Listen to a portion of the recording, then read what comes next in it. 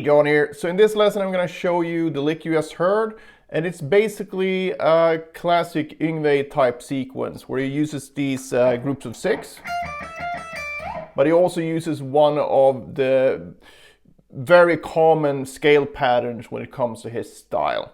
And basically that's what I'm going to cover here, and also some tips on how you can practice that. So it's going to be quite a quick video. I have tabs available. You can find them on my Patreon, but I don't think you will need them because it's quite a symmetrical lick. So once you get the 6-note sequence and you get the idea of the actual scale pattern here, it shouldn't be much of an issue for you. So let's start here on the 13th fret of the high E string. And this is the way that it goes slowly.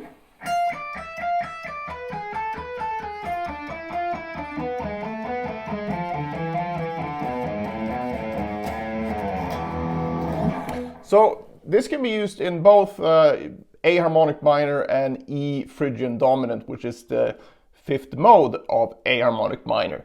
So that's why I end on A here and then slide it down to the E, because that's most commonly used that way, as over the E, and then he has that.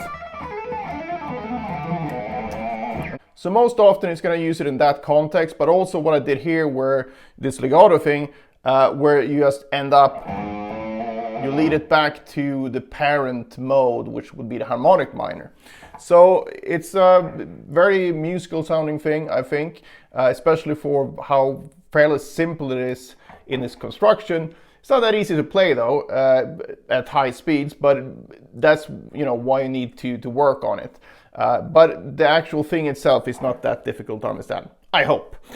So we start here, and basically what we have here, you can view it in two different ways. Like I said, if we view it from the parent A harmonic minor scale, we have a harmonic minor scale without the minor third, right?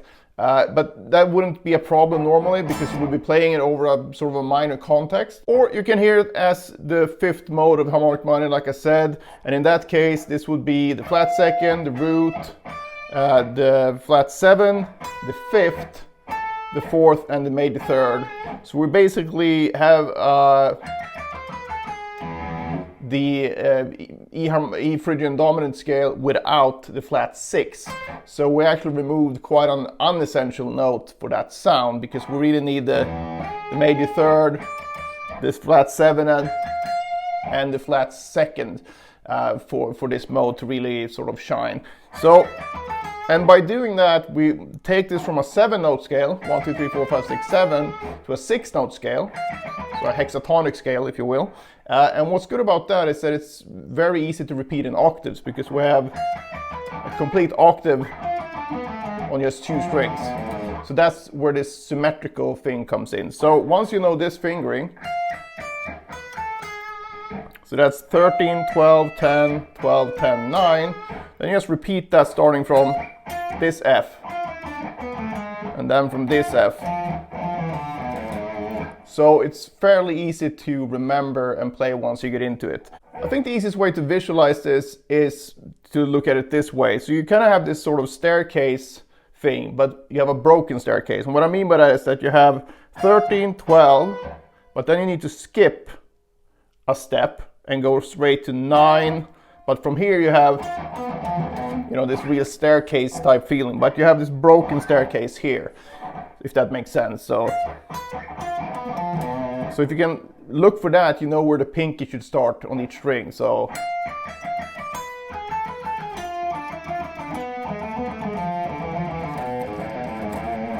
right. So the 6-note sequence, then I play this sequence a lot because it's a really melodic sequence and you can use it in all kinds of different contexts. But this is basically where I got it from, this kind of lick. And if we number the notes from left to right, 1, 2, 3, it's going to be 3, 1, 2, 3, 2, 1. That's not the fingering, that's the notes from left to right. So you have that on each string.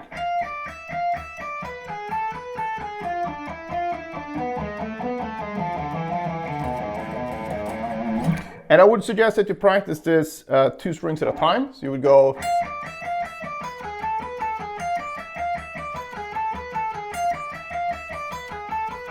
repeat that without any mistakes and just build the muscle memory. Then you can start from this string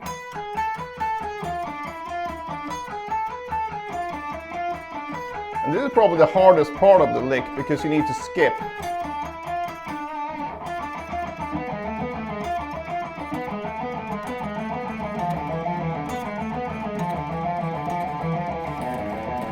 You go on like that. So if you do that, you have 5 string groups, which you can do, 2 minutes in each, and you have a 10-minute workout. And if you just focus on nailing every note, so no flams, no mistakes, that will really help your technique. Instead of just trying to get it fast and then basically just programming the wrong thing. And then after you've done that, then you can try playing it a bit faster, whether that's using speed burst or, daughter rhythms or whatever it might be. But it's really important to get this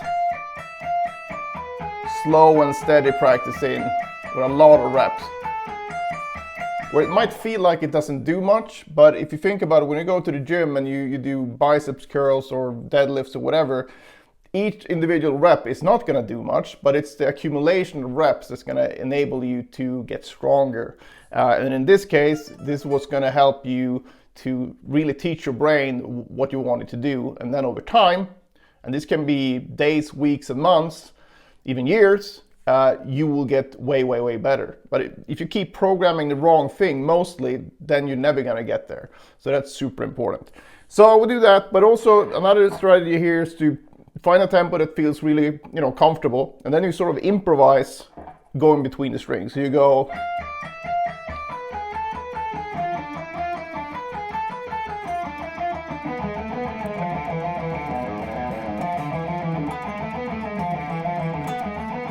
So I'm not skipping strings here, but I'm going back and forth however I feel.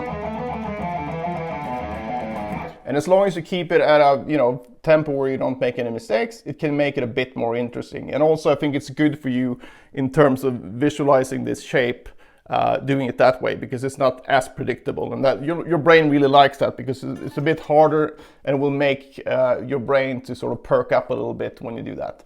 So again, I hope you like this one, and obviously check out Yngwie's stuff. I think he uses this as a fill in the verse of Liar, and he's using it in Trilogy Suite. He's using it all over the place.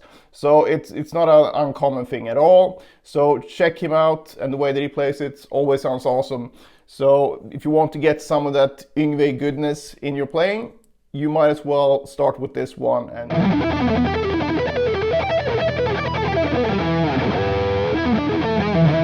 back in the day, I used to have real issues with fast alternate picking when it came to 2 notes per string.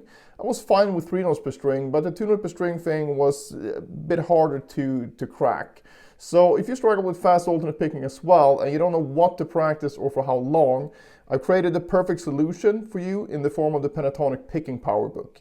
So in this book, you'll find a daily workout that will not only help your pentatonic picking, but will also upgrade your overall alternate picking technique. So it contains basically the same exercises I used myself to develop my picking abilities, as well as numerous students over the years that I've given the same exercise to with great results. So I know these exercises work as long as you put in the work. So it's not a quick solution or quick fix. It will still take a lot of work, but at least you have a very easy to follow routine. So if you're up for a big alternate picking upgrade in 2024, I cannot think of a better start.